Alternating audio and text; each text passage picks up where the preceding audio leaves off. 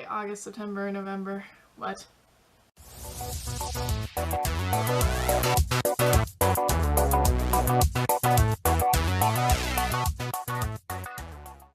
Hey guys, so it's been a minute. And by a minute I mean it's been several months, and I'm sorry.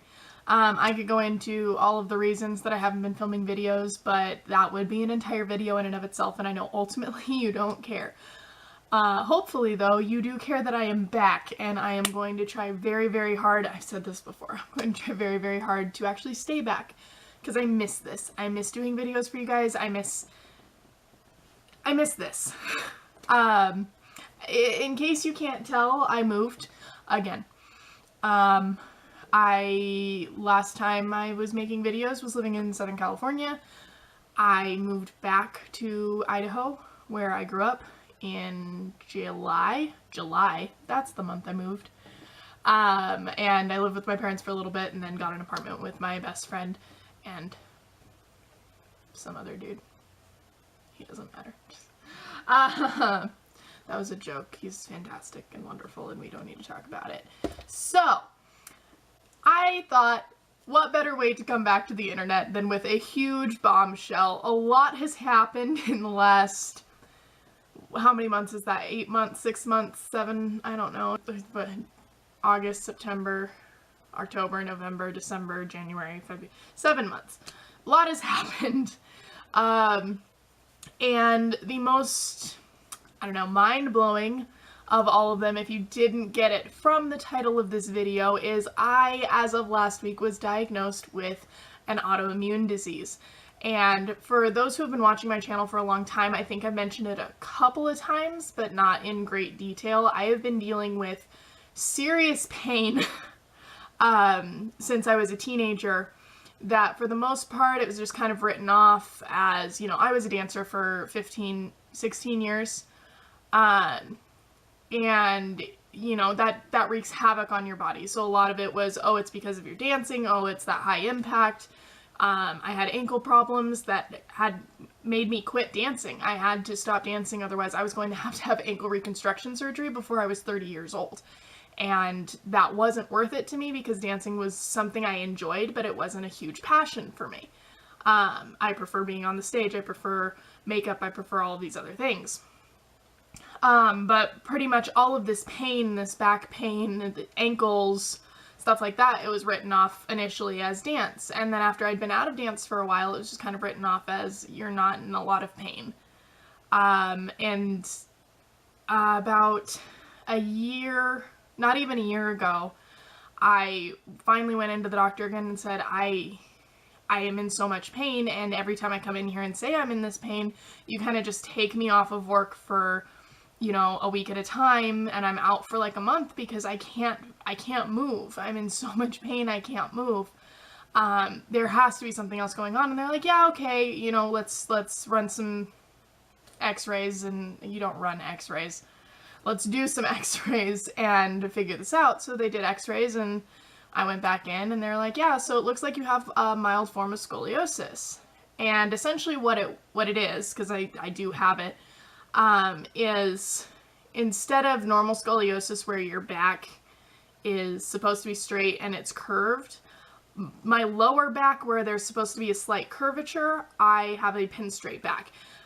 This is pretty much just because I was a dancer, and having good posture was such an important part of my life for so long, and I pretty much just trained my spine to be straighter than it should be. And they're like, this is what's causing you pain, it's no big deal. Well, I moved back to Idaho, and I went to do a wellness check with my doctor up here, who, you know, I've seen for many years because I grew up in Idaho. And I said, you know, I have really bad back pain. It puts me out of work every once in a while. The doctor down in California had told me that it was because of the scoliosis, and he checked and he's like, yeah, okay, that looks like that's a thing. Well, fast forward now to a few weeks ago, I was in such excruciating pain that I called and said, what is the soonest that you can get me in? They were able to fit me in that Friday. I went in, he said, well, what's your pain level? And I said, it has been a solid 9.5 out of 10 for the last 2 weeks. And he said, there is no reason scoliosis should be causing you pain, let alone pain to this scale.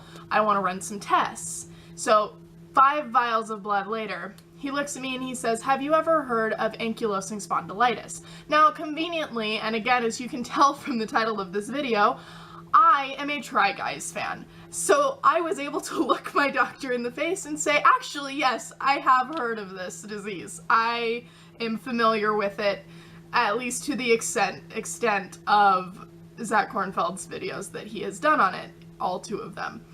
Because I don't want to play favorites, but Zach is my favorite Try Guy, and so I've watched these videos he's done because I am fascinated by science and that kind of stuff. Panda, hello. Sorry, there's a cat meowing at me. But I'm fascinated by that kind of thing, and also I just like listening to Zach talk, and, you know, he's my favorite Try Guy. It's fine. So I'd watched these videos several times. Somehow, though, I never put 2 and 2 together. And I went home that night and was like, you know, I'm gonna rewatch these videos. And I rewatched both of them and was like, oh my god, our story has been basically the same. And once my doctor had told me, like, hey, I think you have this, everything suddenly made sense. Well, as of like a little over a week ago, they did call me, the doctor's office did call me and told me that I was diagnosed with ankylosing spondylitis. I know very little, like I said, aside from what I've learned from watching Zach's videos about this disease, and even now, I just today set up my first appointment to go see a rheumatologist. A rheumatologist, essentially, if you're unfamiliar, is a doctor that's, like, specifically deals with, like, arthritis and joints and stuff, because that's kind of where ankylosing spondylitis is. It's, in layman's terms, it's described online as like arthritis of the spine, but it does affect all of your joints, and essentially it is an autoimmune disease that attacks the fluid in between all of your joints, and instead of it just letting the fluid stay there like it's supposed to, it turns it to bone, which is fun and causes you a lot of pain, and it's 10 out of 10 would recommend not at all. And so on April 1st, I'll be able to finally go in and see a doctor that is well versed in this sort of thing. Oh, hello, there's a cat, by the way. This is Panda. Yeah, say hello to the internet, Panda. Alright, he likes to sit behind me on this chair when I'm in this chair. And then when I stand up, the weight differentiation is weird and it falls. But he does it anyway. Being able to go see the rheumatologist, I'm finally going to be able to go see someone who specializes in exactly what I'm going through, and I'll be able to, you know, we'll figure out treatment plans and all this stuff, and hopefully my pain, I don't expect it to go away. I'm not, you know, I'm a wishful thinker, but I'm not stupid.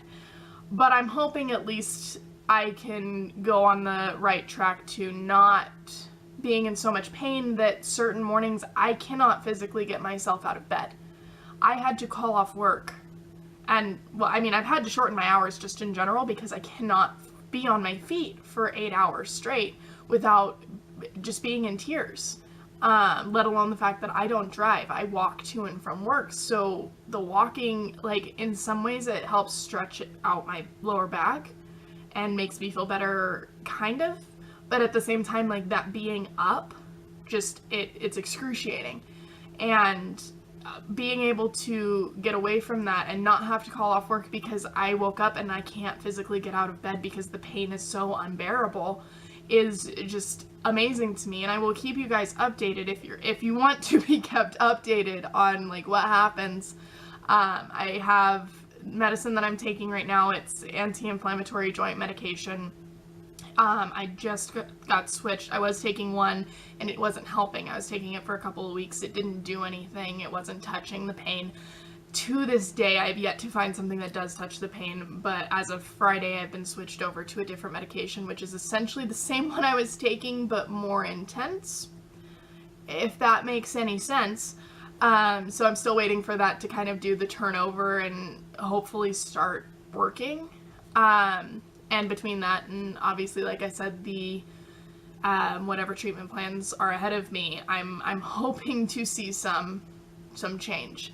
The other thing that I've been doing is I was trying to do as much research as I could, and there is actually a diet plan for autoimmune diseases, and it's just kind of a generic plan. It's called the Autoimmune Protocol, and I got myself a cookbook because your girl loves to cook, and so this is it. It's the Autoimmune Protocol Made Simple cookbook, really straightforward and to the point. And it's really kind of cool in a horrifying way, because it tells you right on the first couple of pages foods that you can eat and that you should avoid, and it's gonna glare, but you get the idea.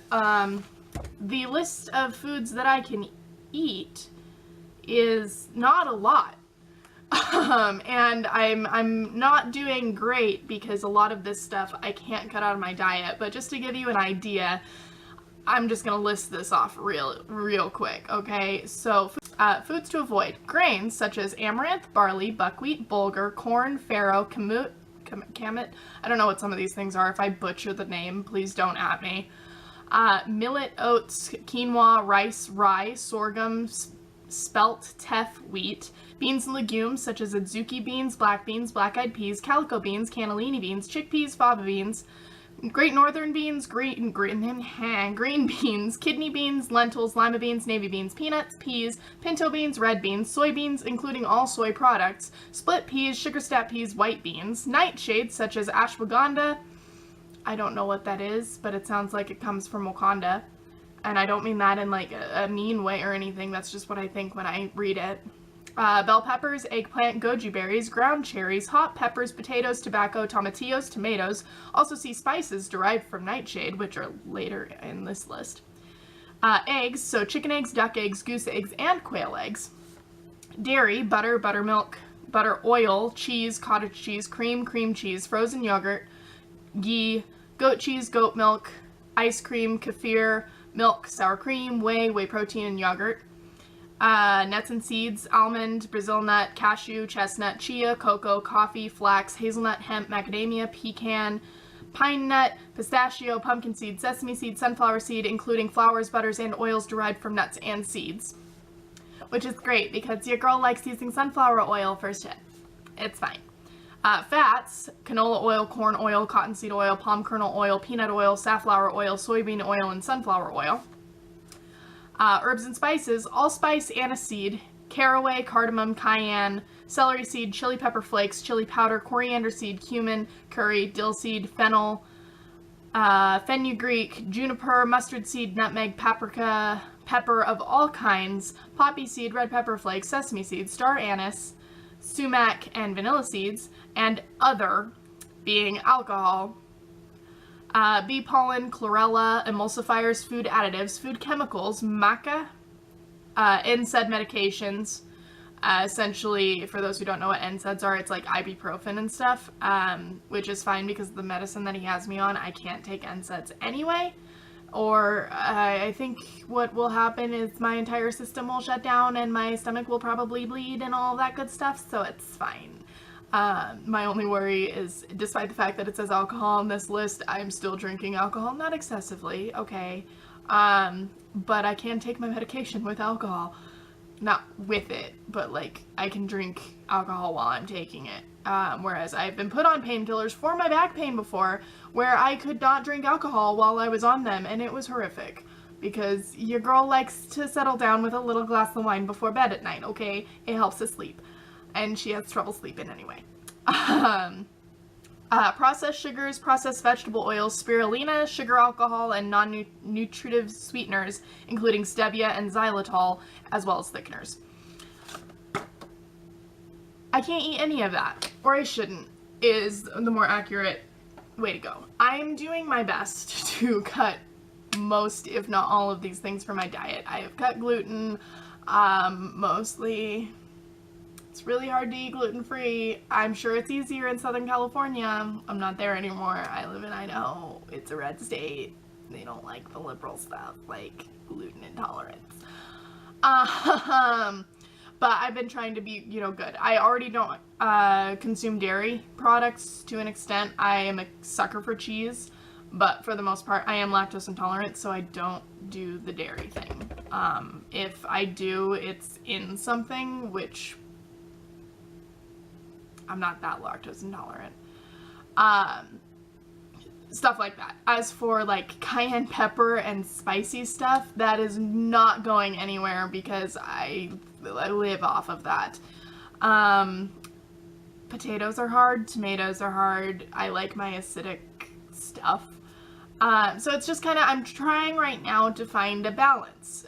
For the most part, doing an autoimmune diet is like doing paleo, and there are some great paleo recipes out there. In fact, if you guys are paleo or know someone who is, for whatever reason, be it by choice or by medical need, and you have great recipes, I would not be mad at all if you want to tweet those at me. Because I like trying new stuff and I like finding new recipes, and it's really fun to like find like the paleo or the keto or the vegan, stuff like that. Even though I don't necessarily follow those, some of the recipes are really cool and fun and interesting and different. So yeah, if you have those kind of recipes or whatever, like send them to me. I will try them, I will make them. But the problem is that at the end of the day, I have a very complex palate and I like to eat a lot of things. So the super inflammatory stuff that I really shouldn't be eating, I am trying to cut out of my diet. The fact that I'm cutting gluten is really big for me because my arch nemesis is carbs. And so I know that going on this diet, I'm going to, honestly, I'm going to lose a lot of weight. But I'm trying to make sure that I not only am not depriving myself, but that I'm going about it the right way, which is why instead of just cold turkey on every single thing it says without fail, I'm trying to find a balance that works for me. Ideally, with the autoimmune protocol, you are actually supposed to cut everything and then gradually incorporate things back into your diet so you can figure out what actually is inflammatory for you. But like I said, there's some stuff I'm not willing to cut. I don't care if it makes me sick. I'm really bad at being sick, apparently. Beyond that, like I said, I don't know much, if anything, about ankylosing spondylitis. I do know that it affects less than 1% of the population and that it's even less common in women. So naturally, of course, what would I end up having but that? But beyond that, like, I don't know. I'm learning, and I'm sure that I'll learn a lot more once I start seeing my rheumatologist and he's able to actually like tell me about what is going on in my body. But I did want to not only come back to YouTube, but also like share with you guys what's going on in my life. And right now, this is the biggest thing going on in my life. It's affecting every aspect of everything that I'm doing, and it's kind of huge. Like I said, if you guys are interested in me keeping you posted on kind of this journey and what I'm dealing with, like, I definitely will. I'll give you like periodic, probably like once a month, like, here's what's going on, especially after on the 1st of April when I get to go see that new doctor, kind of what he says and what we're going to start doing, and, you know, kind of keep you up to date with the pain or lack thereof, and that kind of stuff. So yeah, if you liked this video, give it a big thumbs up. I mean, it's kind of a heavy video, a little, I guess, but I guess you could still like it. If nothing else, like it because Sarah's back, guys. And like I said, I really do want to start making videos again. I probably won't be vlogging just because my life is not interesting enough to vlog, which is honestly one of the biggest issues that I was having when I was in California. Was I was trying to do daily vlogs and I don't do much. I go to work, and that's my life. But also, I'm sorry, I have a new setup for this dealio, and there's a mirror behind my camera, so despite the fact that I do not have like one of those flippy thingies so I can see like the viewfinder, I have a mirror, and I keep on looking at myself because I'm not used to being able to see myself. So that's going to be something I have to get used to, and I'm sorry. But it's fine. Anyway, yeah, so like I will not be daily vlogging, but I will be trying to do makeup videos as well as just kind of like sit down. So I mean, kind of not daily vlogging, but just vlogging where I'll sit down with you guys. I will soonish. I'll try to get you guys a new house tour so you can see the apartment. I'll introduce you to the humans that I live with, since you've already been introduced to this little nugget. So yeah, like this video. Don't forget to like this video, please. If you are not subscribed, please subscribe to my channel. I put out videos when I feel like it, which sometimes I don't. For 7 months, it's fine. Ideal. Yeah, press subscribe if you haven't already, and also don't forget to ring that bell so you get notifications. Maybe. This is YouTube. It's hard. It doesn't always do what it's supposed to do. It's fine. Yeah, and just stick around for new videos. Don't forget to share with your friends so that they can check this out, especially if you have any friends who have an autoimmune disease, be it ankylosing spondylitis or something else. And I will see you guys very, very soon. Thank you for letting me come back to you and re-enter your lives. I love you all, and I will talk to you soon. Okay, bye!